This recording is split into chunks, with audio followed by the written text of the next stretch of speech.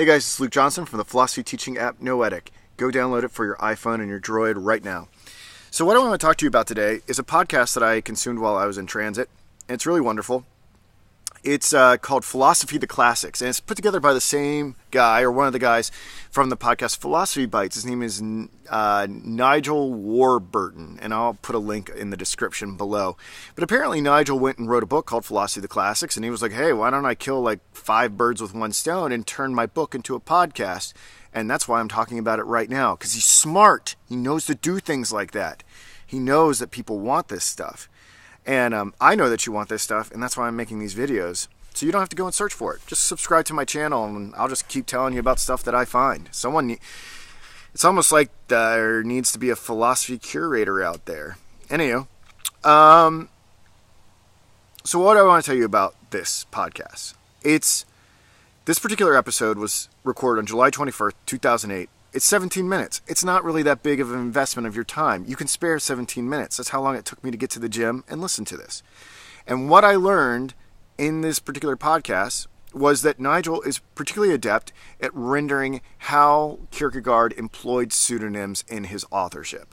Okay? And that is something that I think a lot of people who study Kierkegaard intensely take for granted. But for individuals who have never touched Kierkegaard before, you're like, why is he talking in all these different weird names, and does he mean what he says? Like, what the heck is going on here? Like, why is he talking out of like 17 different sides of his mouth? Well, I think Nigel does a particularly good job of telling you that. And then he goes within either or and illustrates all the different types of aesthetical levels that are within the aesthetic stages of existence.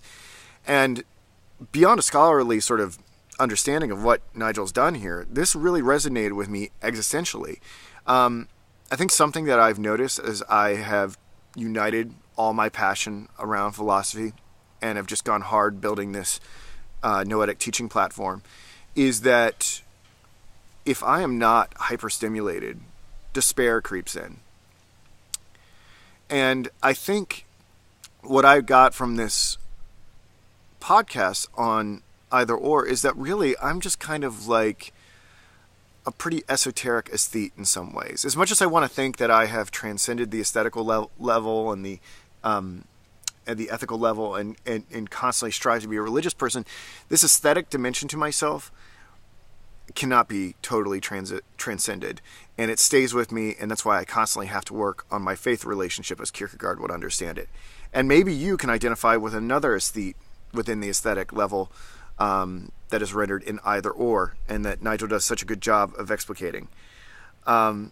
So look, this is not just a scholarly enterprise. This touched me, and I think it may resonate with you as well. I'll put it in the description below.